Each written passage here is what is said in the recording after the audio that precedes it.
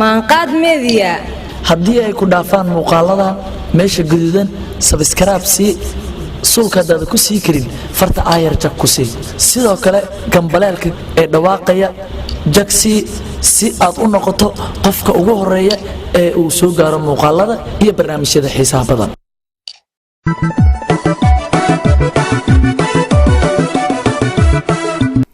kulan wanaagsan daawadayaal halkan waa Maanqaad media caalamkii wixii ka dhacay ayaan idinkugu soo gudbinaa aqliga wacane karaamo watiyo wakara cilmi loo waqtigu la socda qodobadan idinkugu haynana waxaa ka mid noqonaya maleeshiyada kooxda daacish oo sheegatay weerar lagu qaaday dalka Nigeria 12 askarin inay ku dileen ay shaaca ka dhigeen weerarkaasi Sacuudi Carabiya waxay leeyihiin 8 xubnood oo ka tirsan shiicada Xuuthiyiinta aynu ku dilnay gobolka Qaadif shanjir faraha lagaga jabiyay alwaax uu la dhacay macallin iskuul u dhigayay wadanka Israa'iil Lubnaan baadari caan ka ahaa oo 99 jir u dabaaldegi lahaa maalmo kadib oo maanta ku xijaabtay dalkaasi madaxweynaha wadanka Macedonia waqooyigeeda loo doortay dhawaan Stefo Penderfeski oo maanta xaflad caleema saar loo qabtay xilkana la wareegay duqeyn lagu dilay 24 ka tirsan maleeshiyada Taliban oo ka dhacday dalka Afghanistan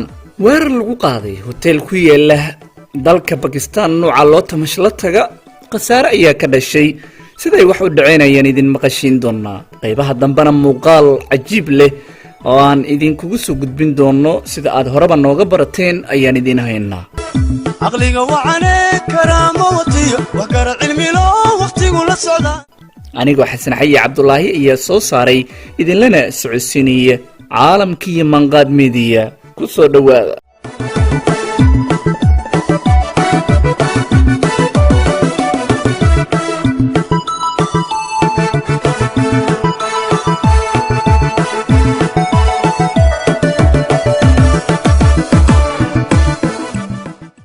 Maanqaad media haddii ay ku dhaafaan muuqaalada meesha gaduudan subscribe si sulkadaada ku sii karin farta aayar jag ku sii sidoo kale gambaleelka ee dhawaaqaya jagsi si aad u noqoto qofka ugu horeeya ee uu soo gaaro muuqaalada iyo barnaamijyada xiisaha badan waa hagaag daawadayaal warbaahinta Maanqaad media ayaad nagala socotaan waa 12 bisha shanaad ee May 2019 ku soo dhawaada intii aad ararta soo maqasheen iyaga oo faahfaahsan aan ku bilowno 8 xubnood oo ka tirsan kooxaha argagixisada ayaa dawladda Sacuudi Carabiya waxay sheegtay in lagu dilay weerar ka dhacay bariga wadankaas ee Qatif la yiraahdo kooxda la beegsaday ayaa ka tirsan shiicada wadanka Yemen ka dagaalanta xilli isbahaysiga Sacuudiga hogaaminayo ay weli dagaal ka wadaan gudaha dalka Yemen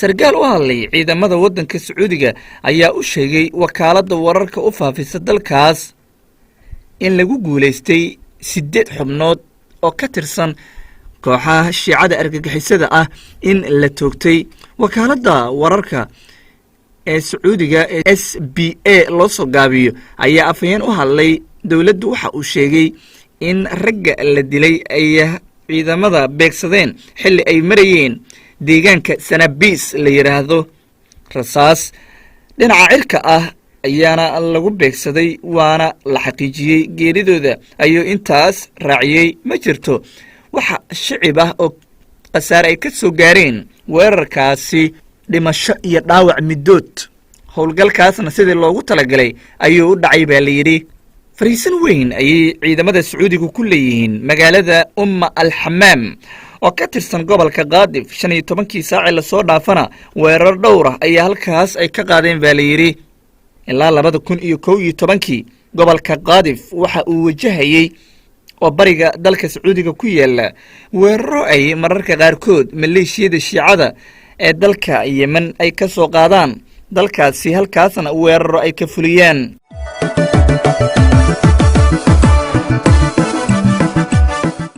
maleeshiyada kooxda daacishta ayaa sheegatay mas'uuliyadda weerar lagu qaaday gudaha wadanka Nigeria weerarkaas waxa la sheegay in waqooyi bari magaalada Kajigana la yiraahdo in uu ka dhacay wakaalada wararka u faafisa kooxda daacish ee amaq loo soo gaabiyo ayaana lagu shaaciyey in 11 ka tirsan ciidamada dowladda Nigeria in lagu dilay howlgalkaasi. dablay hubaysan ayaa sabtidii waxay weerar ku qaadeen ciidanka xilli ay ku sugnaayeen magaalada waqooyi bari ku taala gobolka Borno, iyadoo sidaas oo kale jimcihii weerar kale oo isna ciidan lagu waxyeeleeyay dalka Nigeria uu ka dhacay. maleeshiyada daacishta ee ka dagaalanta galbeedka qaaradda Afrika ayaana waxa ay sheegatay in iyagu ay ka dambeeyeen weerarkaas, waxaana loo soo gaabiyaa iswaab. kooxdaasi weerarka ka fulisay dalka Nigeria waana garab awoodeed ka tirsan kooxda dowladda islaamiga isku magacaawda.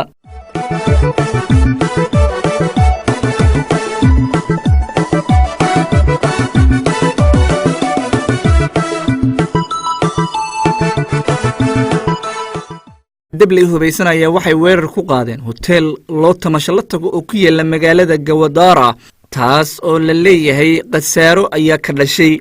dablayda ayaa dilay mid ka mid ah ilaalada hotelkan oo ahaa nooca 5 starka loo yaqaano gobolka Balojistan ayaana ay wax ka dhaceen. warbaahinta gudaha dalka Pakistan waxay sheegeen hal qof oo ka mid ahaa ilaalada hotelkaas in uu dhintay, mana jirin qasaare kale, inkastoo qalqal uu ku abuurmay dadka hotelka deganaa.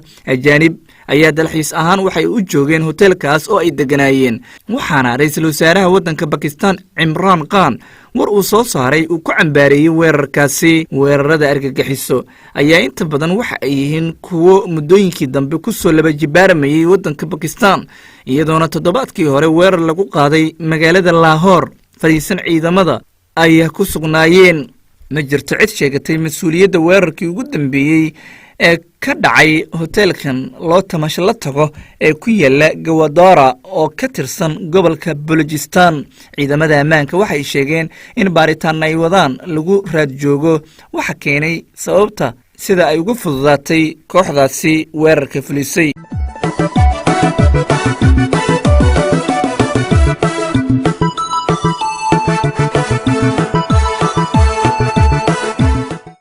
weli waxaad daawanaysaan maanqaad meediye. bal markana 5 jir waxbarashada ku guda jiray ayaa cisbitaalka la geeyey markii la sheegay in faraha uu ka jabiyey mid ka mid ah macallimiinta iskuulka u dhigayay magaalada Benibrak ayuu ka yimi, waxaana la sheegay in mid ka mid ah farihiisa uu ka jabay markii alwaax uu la dhacay ciqaab xilli uu wajahayay mid ka mid ah macallimiintiisa. waalidiinta wiilkani waxa ay sheegeen in ay ka xun yihiin sida ay wax u dhaceen, isla markaana cidiyaha qaarkood ay banaanka u soo baxeen. midood ayaana la xaqiijiyay in banaanka ay timi, taas oo keentay baa la yiri ciqaabta macalinka uu ku sameeyay in uu eedsado cunugan yar. waa ceeb iyo fadeexo in la sameeyo sidaas, waana mid ciqaab ka fog in caruurta xilliyada waxbarashada sidaasi loola dhaqmo. Professor Yeheskel Wisman oo agaasimo ka ah qaybta degdega caafimaadka qaabilsan ee isgender oo caruurta loogu talagalay waxa uu ka digay falkal in uu saameyn kala abuuray, isla markaana ay dowladda kiiskaas oo kale dhowr mar ay aragtay loogana baahan yahay in xaal mastuur lagu sameeyo.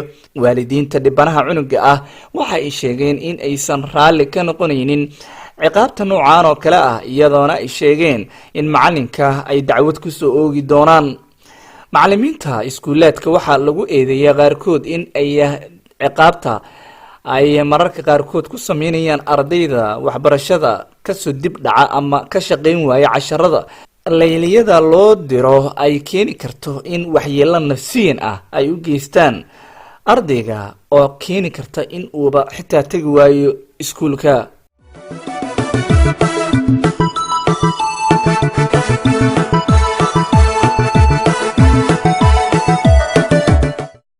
waddanka Lubnaan waxaa ku geeriyooday saaka oo axad ahayd baadari caan ka ah dalkaas oo lagu magacaabi jiray Nasarallah Petros Safir, kaas oo ku geeriyooday da'aadda 99 jirka oo maalmo uun kadib uu dabaaldegi lahaa haddiiba cimriga uu ku sii simi lahaa. war ka soo baxay dowladda Lubnaan ayaana lagu xaqiijiyay geerida, tacsi ayaana loo diray ehelkii uu Master Safir ka tagay. ra-iisul wasaaraha waddanka lubnaan sacad xariiri ayaana war-saxaafadeed xafiiskiisa laga soo saaray waxaa looga hadlay geerida naxdinta leh ku timid baadarigaas caan ka ah waddanka lubnaan. garcadaha geeriyooday ee Butros Safir Nasrallah ayaa waxaa dadka tacsida u diraya ka mid ah inta badan kaniisadaha waaweyn ee ku yaala waddanka Lubnaan. dadka ka hadlay waxaa ka mid ah geeridaasi safiirka Ingiriiska u jooga Lubnaan Jiris Ramblink. Twitterka ayuu qoraal uu soo dhigay waxa uu u rajeeyay nabadgelyo iyo naxariis geeridiisa, ayuuna sheegay in uu ka naxay marka uu maqlay 15 bishii May 1920 ayaana uu dhashay ninkaas maanta geeriyooday baadariga ahaa. waxa uu ku dhashay magaalada Rayvon, xaafad ka tirsan waddanka Lubnaan weeyaan oo Kesarwan buuraha meesha teedsan ah.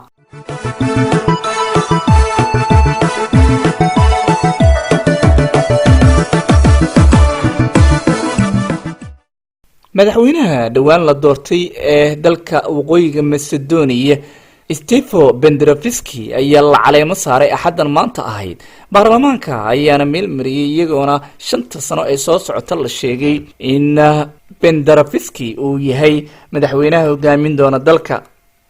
wakaaladda wararka ee Mia Miki ayaa waxa ay daabacday sheekada warkan, waxaana ay sheegtay in dad fara badan ay soo dhaweeyeen guushaas uu gaaray madaxweyne Benderoviski. wadamo badan ayaana looga hambaliyay kaas oo laga doonayo Benderoviski hogaamin dhab ah in uu la yimaado inta uu xilka hayo waddankana horumar ballaaran uu ka sameeyo. caqabadaha ugu weyn ee horyaala ayaa madaxweyne Stefo Benderoviski waxaa ka mid ah la yiri la dagaalanka musuqa oo xaalad adag waddankaasi ka jooga.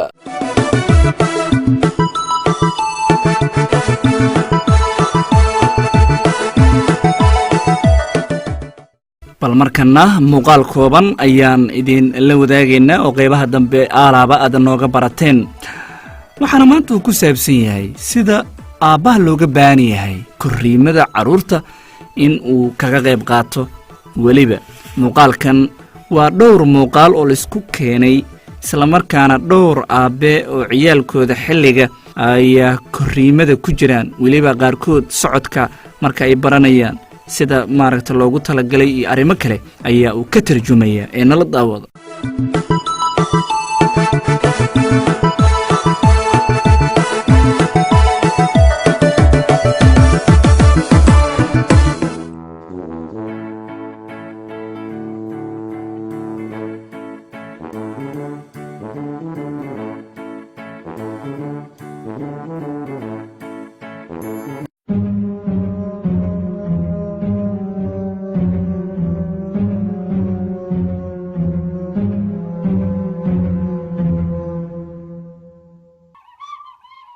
Let me see your nose.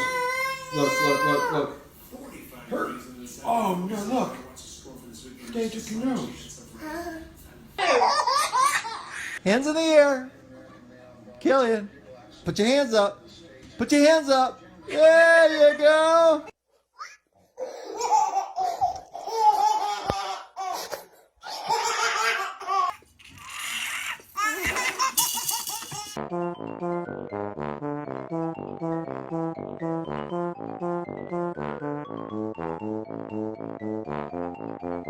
Say hi to the camera, Caroline. Say hi.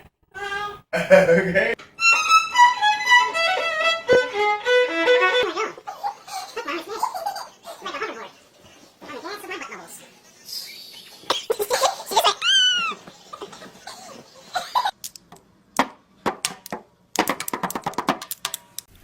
gudahaana daawadayaal intaasan kusoo gabagabeynayaa maanqaad midiya caalamka wararkii ugu waaweynaa ayaad maqlayseen. anigoo xasan xayi cabdulaahi ayaa soo saaray idinlana socodsiinayay. inta aan midkaan oo kale isku arki doonno ammaano allah. caqliga wacane karaamo watiyo wax kara cilmilo waqtigu la socda. maanqaad media haddii ay ku dhaafaan muuqaaladan meesha guduudan subscribe si suulkaadaada ku sii karin farta aayar jag ku sii. sidoo kale gambaleelka ee dhawaaqaya jagsi si aad u noqoto qofka ugu horeeya ee uu soo gaaro muuqaalada iyo barnaamijyada xiisaha badan.